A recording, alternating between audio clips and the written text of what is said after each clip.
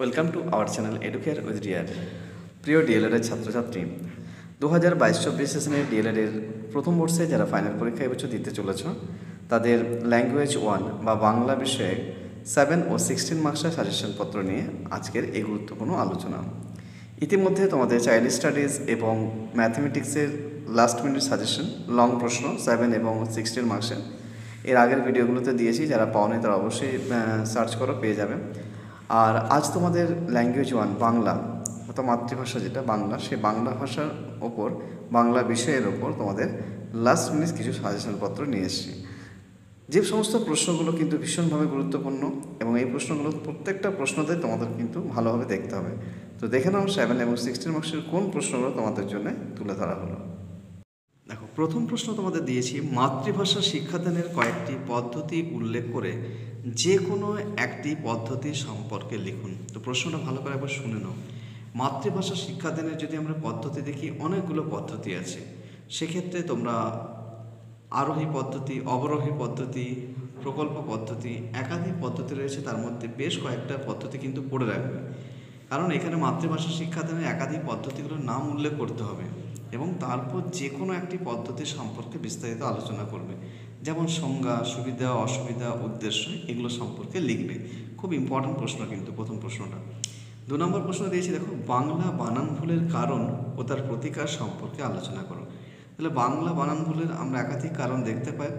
প্রশ্নটা যদিও তোমাদের 7 মার্কসের জন্য ইম্পর্ট্যান্ট, তাহলে 7 মার্কসের মতো করে মোটামুটিভাবে 6 থেকে 8টি পয়েন্ট তোমরা রেডি করবে, যে বাংলা বানান ভুলের কতগুলি কারণ এবং তার প্রতিকার হিসেবে কতগুলি পয়েন্টকে তুলে ধরবে। এরপরে আরোহী পদ্ধতি অথবা অবরোহী পদ্ধতির সংজ্ঞা, বৈশিষ্ট্য। দেখো, আমি একটু আগেই বললাম যে দুটো পদ্ধতির মধ্যে কিন্তু একটা পদ্ধতি মেনশন করে দিতেও পারে, আবার যে কোনো একটা পদ্ধতি সম্পর্কে লিখতে হতে পারে। তো দুটোই কিন্তু এখানে খুব ইম্পর্টেন্ট, আরোহী পদ্ধতি এবং অবরোহী পদ্ধতি। দুটো পদ্ধতিরই সংজ্ঞা, বৈশিষ্ট্য, সুবিধা, অসুবিধাগুলো একটু দেখে রাখবে। এরপরে নীরব পাঠ, সরব পাঠ, দুটোই ভীষণ গুরুত্বপূর্ণ। নীরব পাঠটা যতটা, সরব পাঠটা ততটা।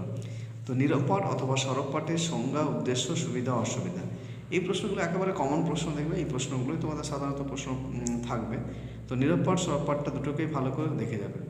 আচ্ছা, এরপরে রয়েছে 5 নম্বর প্রশ্ন, ব্যাকরণ শিক্ষাদানের পদ্ধতি উল্লেখ করে যে কোনো একটি পদ্ধতি উদাহরণসহ আলোচনা করো। ব্যাকরণ শিক্ষাদানের পদ্ধতি যদি দেখি আমরা, সেক্ষেত্রে অনেকগুলো দেখতে পাবো, আরোহী, অবরোহী। তো এই আরোহী বা অবরোহী পদ্ধতিকেই উল্লেখ করে যে কোনো একটা সম্পর্কে, আগে প্রশ্নটা আমি দিয়েছি।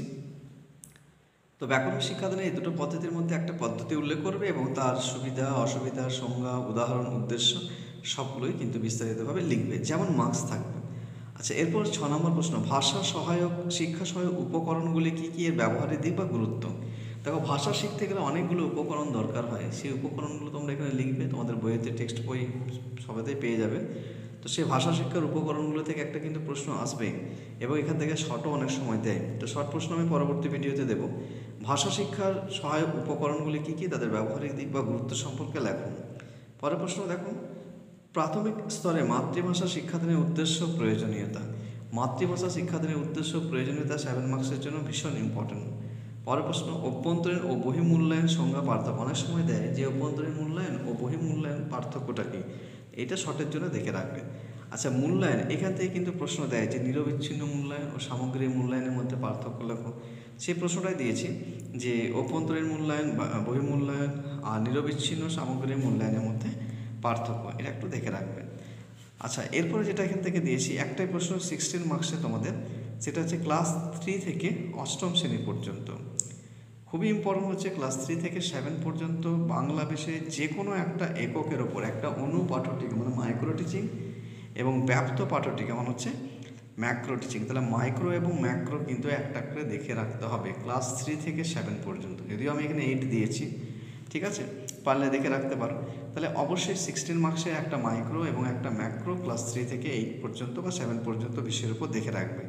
এই প্রশ্নগুলো কিন্তু করে যাও, আশা করা যায় সমস্ত প্রশ্নই কমন পাবে।